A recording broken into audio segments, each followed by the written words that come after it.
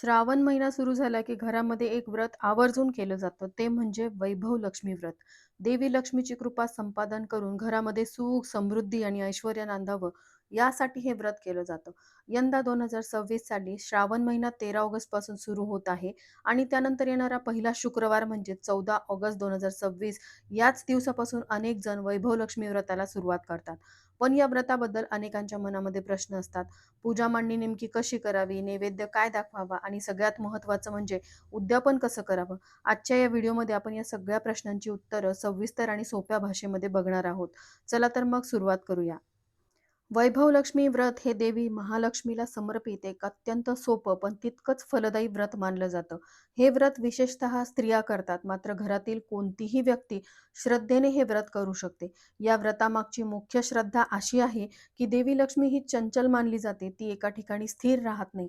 पण जो भक्त श्रद्धेने नियमितपणे तिची आराधना करतो त्याच्या घरी ती स्थिरावते आणि सुख समृद्धीचा वर्षाव करते अशी मान्यता आहे. हे व्रत विशेषतः श्रावण महिन्यातील शुक्रवारी सुरू करण्याची पद्धत आहे. कारण शुक्रवार हा देवी लक्ष्मीचा वार मानला जातो आणि श्रावण महिना हा वर्षातील सर्वात पवित्र महिन्यांपैकी एक आहे. या दोन्हींचा संयोग साधून व्रताची सुरुवात केल्यास त्याचं फळ अधिक लवकर आणि प्रभावीपणे मिळतं अशी श्रद्धा आहे. यंदाचा पहिला श्रावणी शुक्रवार 14 ऑगस्ट 2026 रोजी असणार आहे. त्यानंतर श्रावणातील पुढील शुक्रवार 21 ऑगस्ट 2026, 28 ऑगस्ट आणि 4 सप्टेंबर 2026 रोजी असणार आहेत. अनेक जण फक्त श्रावणातील शुक्रवारीच हे व्रत करतात, तर काही जण वर्षभर प्रत्येक शुक्रवारी सलगपणे हे व्रत करतात.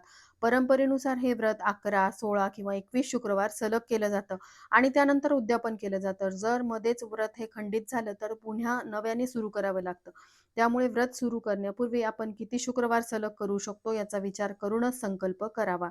व्रताला सुरुवात करण्यापूर्वी तुम्हाला काही साहित्य लागतं, ज्यामध्ये देवी लक्ष्मीची मूर्ती किंवा फोटो, चांदीचा किंवा तांब्याचा कलश, स्वच्छ चौरंग किंवा पाट, लाल किंवा पिवळ्या रंगाचं वस्त्र, अक्षदा, हळदी, कुंकू, गुलाल, सुपारी, नाणी, आंब्याची पानं किंवा खाऊची पानं, फुलं, हार, शक्यतो कमळ किंवा गुलाबाची फुलं लक्ष्मीला प्रिय मानली जातात. अगरबत्ती, कापूर, तुपाचा दिवा, पूजेसाठी थाळी, पळी पंचपात्र, नैवेद्यासाठी लागणारं साहित्य, वैभव लक्ष्मी व्रताची पोथी किंवा कथा पुस्तक. आता वैभव लक्ष्मी व्रताची पूजा मांडणी कशी करावी? देवघरात किंवा घरातील शांत, स्वच्छ जागी चौरंग किंवा पाट ठेवावा. त्याखाली रांगोळी काढावी. चौरंगावरती स्वच्छ लाल किंवा पिवळं वस्त्र अंथरावं. त्यानंतर सर्वप्रथम दिवा प्रज्वलित करून दिव्याचं पूजन करावं. 2 जोड विड्याची पानं घेऊन त्यावरती अक्षदा ठेवाव्यात आणि त्यावरती सुपारी स्वरूप गणपती बाप्पांची स्थापना करावी किंवा तुम्ही तुमच्या देवघरातील गणपती बाप्पांची मूर्ती देखील ठेवू शकता. मूर्ती किंवा सुपारीवरती सर्वप्रथम पाण्याने पंचामृताने अभिषेक करावा. त्यानंतर हळदी, कुंकू, अक्षदा अर्पण कराव्यात आणि लाल रंगाचं जास्वंदाचं फूल अर्पण करावं. धूप दीप ओवाळून घ्यावा. त्यानंतर कलशाच्या पूजेला सुरुवात करावी, पण सर्वप्रथम गणपती बाप्पांचं स्मरण करावं. आता कलशाला आपल्याला सर्वप्रथम खालून वर अशा 8 उभ्या रेषा द्यायच्या आहेत. म्हणजे हळदी कुंकू मिक्स करून किंवा तुम्ही कुंकू ओलं करून त्याच्या उभ्या रेषा द्यायच्या आहेत आणि त्यानंतर त्या कलशामध्ये तुम्हाला पाणी टाकायचं आहे. पूर्ण कलश भरून पाणी टाकायचं आहे आणि त्यानंतर त्या कलशामध्ये तुम्हाला एक अखंड सुपारी, एक रुपयाचं नाणं, हळदी, कुंकू, अक्षदा, एखादं फूल अर्पण करायचं आहे आणि त्यावरती तुम्हाला 5 आंब्याची पानं किंवा 5 नागवेलीची पानं ठेवायची आहेत. जी तुमच्याकडे अवेलेबल आहेत ती पानं तुम्हाला या कलशामध्ये ठेवायची आहेत. आता पानं ठेवल्यानंतर त्यावरती देवी लक्ष्मी स्वरूप समजून तुम्हाला काय ठेवायचं आहे तर पहा, तुम्हाला तुमच्या घरात असलेला एखादा चांदीचा किंवा सोन्याचा दागिना, मग हे नसेल तर तुम्ही 1 रुपयाचं नाणं ठेवलं तरी सुद्धा चालतं. एका व्हिडिओमध्ये मी सांगितलेलं आहे, देव हा भावाचा भुकेलेला आहे.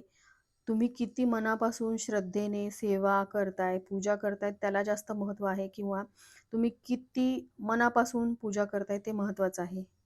त्यामुळे तुमच्याकडे हे नाही, मग मी ही पूजा कशी करू असं मनात कोणताही संभ्रम किंवा मनामध्ये शंका न ठेवता तुम्हाला ही पूजा विधी जी आहे ती करायची आहे. आता यावरती तुम्हाला एका प्लेटमध्ये अक्षदा घ्यायच्या आहेत. अखंड अक्षदा, कुठेही तुटलेल्या फुटलेल्या अक्षदा पूजेमध्ये घेऊ नयेत शक्यतोवर. नवीन अक्षदात किंवा तुमच्या घरातील चांगला तांदूळ जो आहे तो घ्यायचा आहे. तो तांदूळ प्लेटमध्ये पसरून घ्यायचा आहे आणि त्या प्लेटला तुम्हाला या कलशावरती ठेवायचं आहे. बघा, ही पूजाविधी जी आहे किंवा पूजा मांडणी जी आहे ना, ती थोडीशी वेगळी असते इतर पूजाविधींपेक्षा. त्यामुळे तुम्ही तांदूळ घेतल्यानंतर त्या तांदळावरती तुम्हाला तुमच्याकडे असलेला दागिना ठेवायचा. पण बघा, हे तांदूळ जे आहेत ते लक्ष्मी स्वरूप आहेत, समृद्धीचं प्रतीक आहेत. यावरती लक्ष्मी विराजमान होणार आहे. म्हणजेच आपल्या घरातील एखादा दागिना, मग सोन्याची अंगठी असेल किंवा सोन्याची एखादी वस्तू तुमच्या जवळची, दागिना एखादा, तर लक्ष्मी स्वरूप समजून आपल्याला त्या तांदळावरती ठेवायचं आहे. चांदीची वस्तू ठेवली तरी सुद्धा चालते. चांदीचा लक्ष्मीचा शिक्का असेल, तो ठेवला तरी सुद्धा चालतो. तर तो तुम्हाला ठेवायचा आहे आणि त्यानंतर त्याची देखील तुम्हाला पूजा करायची आहे लक्ष्मी स्वरूप समजून. आता या सोन्याच्या दागिनेला तुम्हाला हळदी, कुंकू, अक्षता अर्पण करायच्या आहेत. फूल अर्पण करायचं आहे. मनोभावे नमस्कार करायचा, धूप दीप ओवाळून घ्यायचा आहे.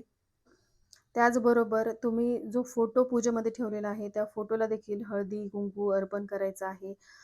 तुम्ही जी कथा पोथी ठेवलेली आहे पूजेमध्ये, त्या पोथीची तुम्हाला पूजा करायची आहे आणि त्यानंतरच तुम्हाला व्रतकथा जी आहे ती वाचायची आहे किंवा ऐकायची आहे. देवीची आरती म्हणायची आहे, नैवेद्य दाखवायचा आहे. देवीला नमस्कार करून प्रसाद घरातील सर्वांना वाटायचा आहे. शक्य असल्यास एखाद्या सवाष्ण स्त्रीला बोलून हळदी, कुंकू आणि प्रसाद देऊन तिचा आशीर्वाद घ्यायचा आहे. वैभव लक्ष्मी व्रतामध्ये नैवेद्यासाठी पारंपरिकरित्या खिरीचा नैवेद्य दाखवतात किंवा तुम्ही साधा रव्याचा शिरा बनवण्याची पद्धत देखील काही ठिकाणी आहे. नैवेद्य दाखवताना देवीसमोर तुपाचा दिवा लावून नैवेद्यावरती तुळशीचं पान ठेवून हे अन्न देवीला अर्पण करत आहे अशी भावना मनामध्ये ठेवावी. नैवेद्य दाखवल्यानंतर तो प्रसाद म्हणून सर्वांनी खावा. या पूजेसमोर तुम्हाला एक विडा देखील ठेवायचा असतो. 2 जोड विड्याची पानं घेऊन त्यावरती तुम्हाला सुपारी, हळकुंड, खारीक, बदाम, खोबरं असा सर्व वस्तू ठेवून त्यावरती हळदी-कुंकू अर्पण करायचं. हा पानाचा विडा प्रत्येक पूजेमध्ये आपण ठेवायलाच हवा. त्यानंतर या व्रताची कथा जी आहे ती सविस्तर वाचावी किंवा तुम्ही ऐकू शकता. व्रताच्या दिवशी सात्विक आहार घ्यावा, शक्य असल्यास उपवास करावा. व्रत सुरू केल्यानंतर ते मध्येच सोडू नये. सलग शुक्रवार पूर्ण करावेत. घरामध्ये प्रसन्न आणि सकारात्मक वातावरण ठेवावं. भांडण तंटा टाळावा. पूजेच्या वेळी मन एकाग्र ठेवून श्रद्धेने कथा ऐकावी. शक्य असल्यास त्या दिवशी दानधर्म करावं. स्वच्छता आणि सोहळ्याचं विशेष पालन करावं. व्रत पूर्ण झाल्यानंतर त्याचं उद्यापन करणं हे अत्यंत महत्त्वाचं मानलं जातं. कारण उद्यापनाशिवाय हे व्रत पूर्ण झालं असं मानलं जात नाही. उद्यापन कधी करावं तर साधारणपणे 4ही शुक्रवार तुमचे पूर्ण झाल्यानंतर शेवटच्या शुक्रवारी उद्यापन करावं. काही जण पहिल्या वर्षीच्या शेवटच्या शुक्रवारी उद्यापन करतात. उद्यापनाच्या दिवशी नेहमीप्रमाणे पूजा मांडणी करावी. मात्र या दिवशी पूजा अधिक विस्तृत आणि भव्य पद्धतीने करावी.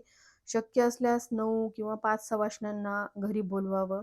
सर्वांना हळदी कुंकू लावून वस्त्र किंवा खण, नारळ देऊन त्यांचा सन्मान करावा. देवीची विशेष आरती व पूर्ण पोथीचं वाचन करावं. नैवेद्यामध्ये तुम्ही खीर बनवू शकता किंवा पूर्णावरणाचा गोडधोड पदार्थ तुम्ही बनवू शकता. सवाष्ण स्त्रियांना ज्यांना तुम्ही बोलवणार आहात त्यांना तुम्ही जेवण किंवा फराळाला देऊ शकता. यथाशक्ती ब्राह्मण भोजन किंवा गरजू व्यक्तींना या दिवशी अन्नदान करावं. देवीकडे कृतज्ञता व्यक्त करून व्रत पूर्ण झाल्याची प्रार्थना करावी. उद्यापनानंतर व्रत पूर्ण होतं. त्यामुळे दुसऱ्या दिवशी शनिवारी कलशातील पाणी घरभर शिंपडून तो जो प्रसाद तुम्ही या पूजेमध्ये ठेवलेला आहे तो कुटुंबातील सर्व सदस्यांनी खावा. जर एखाद्या शुक्रवारी अपरिहार्य कारणामुळे पूजा करता नाही आली तर पुढच्या शुक्रवारी क्षमा याचना करून व्रत पुढे सुरू ठेवता येतं. मात्र सलग अनेक शुक्रवार चुकल्यास व्रत नव्याने सुरू करावं लागतं. अविवाहित मुली हे व्रत करू शकतात का? होय, हे व्रत विवाहित, अविवाहित घरातील कोणतीही श्रद्धाळू व्यक्ती करू शकते.